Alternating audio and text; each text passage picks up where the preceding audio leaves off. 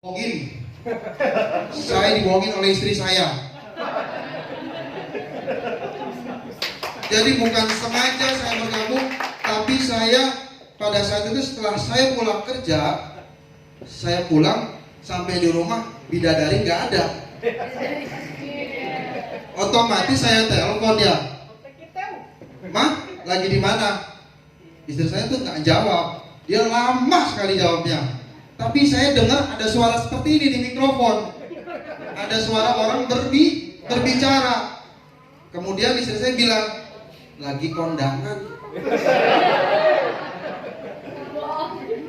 Lah, lagi kondangan, Arjunanya nggak diajak. Nah, sembunyi-sembunyi bener Pak. Kemudian setelah itu, otomatis yang namanya kita punya keluarga, begitu istri keluar yang ngurus anak siapa Pak? Bapaknya. Anak ajak ke Indomaret supaya nggak rewel, saya ajak karena nanya mamanya di mana. Begitu saya ajak anak saya pulang ke rumah, nggak tahu istri saya naik mobil barengan sama tim SSW. Saya nggak langsung tanyakan Pak, saya diemin, kesel, dongkol, gantengnya kurang apa coba? Duit minta dikasih, ya nggak perlu ditransfer cash. Kemudian setelah itu besok harinya saya tanyakan, "Kamu kemana?" Kemudian istri saya menjawab, "Habis ikut seminar." Seminar apa? Bebas hutang dan riba. Tuh, nampol Pak. Pengusaha mana Pak yang tidak bergantung sama bank? Boleh kasih tahu saya? Apalagi dalam bisnis saya sudah menjalankan 15 tahun, itu semua modal dari bank. Betul? Baik. Kemudian saya bilang sama istri saya, "Kamu bisa apa?" Istri saya kesehariannya itu taklim, ke masjid, ke musola ngaji, suruh main seperti ini. Kemudian istri saya bilang, "Kita berusaha, gimana caranya kita bebas hutang dan riba." Sebagai kepala keluarga sombong Pak, tahu apa sih? Ya kan? Yang cari duit siapa? Bapaknya. Bininya tinggal minta nomor rekening dikirim. Sombong dikit. Sultan. Nah, terlepas dari itu, ini selalu ada di meja kerja saya Pak, marketing plan ini Pak. Ini selalu kalau pagi ada di atas, besoknya malam ada di bawah, paginya saya ngopi ada di atas lagi. Ini gak pernah saya baca Pak.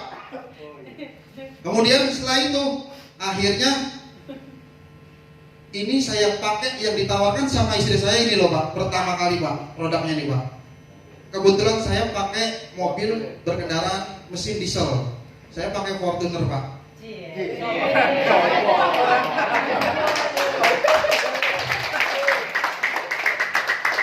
Kontraktor pakai Avanza, malu-maluin aja. Itu dulu Pak, dulu. Saya coba Pak, yang awalnya saya pakai Pertamina Dex harga 12.000, kemudian saya coba pakai biosolar harga 5.150. Saya takut. Kenapa saya takut? Ini nggak ada di TV Pak, nggak ada iklannya. Lah, mobil kredit rusak, pusing nggak Pak? Pusing, ya kan?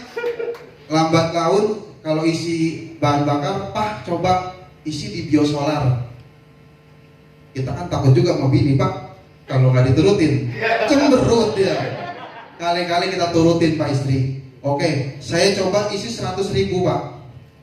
Kemudian setelah saya isi, kebetulan di Fortuner itu ada AVG, average-nya.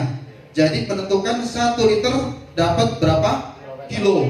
Yang awalnya Pertamina Dex dapat 12,4, lambat laun setelah saya pakai ini menjadi 12,6 sampai terjadi peningkatan 22 liter 1 kilo dengan menggunakan Eco Diesel Solar. Nah, lepas itu istri saya nanya, "Gimana Pak?" Belum ada. Sampai 3 kali nanya Pak istri, "Gimana Pak?" Belum. tapi diem-diem saya ngutil Pak, saya ambil di rumah. Kalau urusan istri kan Pak, duit istri, duit istri Pak, duit suami, duit istri, ngutil Pak, masukin, taruh di mobil. Alhamdulillah lambat laun saya merasakan manfaatnya Pak. Artinya begini, kalau seorang pengusaha pasti menghitung Pak, matematikanya pasti lancar. Saya mendapatkan keuntungan dalam penghematan bakar sebanyak 72 juta rupiah. Aplaus dulu Pak. Nah lepas itu Pak, istri saya pertama kali gabung Pak, saya belum gabung karena masih ragu. Ini bener gak sih dapat mobil, dapat motor, dapat reward. Kemudian saya akhirnya mengundang, panggil leader kamu suruh kemari. Datanglah temennya Pak, yang saat itu ngajak ngumpet-ngumpet, takut dia ketemu saya. Boleh tepuk tangan buat Bu Rosi. Setelah itu Bu Rosi datang, dia menjelaskan marketing plan ini Pak. Satu persatu kalimat saya tanyakan, karena banyak sekali sekarang modelnya penipuan. Yang pertama kali saya akan lihat legalitas. Saya belum bicara produk Pak, legalitas. Karena kita mau masuk dengan angka yang besar. Saya nggak tanggung-tanggung Pak, karena kalau melihat dan menghitung potensinya, ini sangat menggiurkan. Dan semuanya itu tetap harus kita kerjakan. Kemudian Bu Rosi datang. Sebelum datang dia bilang, Pak maafin saya, kemarin saya ngajak nggak ngomong-ngomong. Bu Rosi, nggak apa-apa Bu, silakan aja. Setelah kita dipresentasikan, diem-diem. Kemudian nggak taunya duit di bawah bantal diambil istri saya Pak. Dia ikut priority. Wah. Alhamdulillah Pak, bukan maksud ria ataupun mau takabur. Saya baru gabung 4 bulan Pak. Alhamdulillah sudah diberikan rezeki 1 unit motor dan sedikit lagi motor kedua dan mobilio. Alhamdulillah. Nah, terlepas dari itu semua Pak, saya berusaha karena biar bagaimanapun modal saya datang dari bank. Nggak tanggung-tanggung Pak, 1M. Ada yang punya utang 1 miliar? Harus berani Pak, ada yang punya utang? Saya paksa biar ada temennya. Baik, proses perjalanan saya, setiap manusia dalam menyelesaikan masalah pasti harus menyelesaikan dengan cara instan. Betul ya Pak? Dalam kondisi penik, banyak utang, tagihan, macet, belum yang nggak dibayar, belum yang dikomplain. Di sini ngumpul jadi satu Pak. Kalau saya memang bekerja single factor Pak, apapun bentuknya di depan saya hadapi sendiri. Namun lama-kelamaan saya juga manusia biasa. Saya pasti ada rasa jenuh. Kenapa? Karena yang saya jalankan itu termasuk dalam kategori bisnis konvensional. Yang harus saya pikirkan karyawan, saya mikirin bayar leasing, saya mikirin kewajiban di bank. Alhamdulillah setelah saya bergabung di PT BES, lambat laun utang saya mulai menurun. Aplaus buat PT BES. Setelah di bank gagah Pak, begitu dapat surat undangan namanya SPK, surat persetujuan kredit. 1 miliar Pak, mau masuk pintu banknya aja Pak dibuka security. Ya, tanda tangan. Asal kita sama-sama tahu Pak, begitu kita akan kredit pasti ditanya nama ibu kandung. Asal kita tahu sama-sama, disitulah awal kita berzina dengan ibu kandung kita sendiri. Allahu Akbar. Allahu Akbar.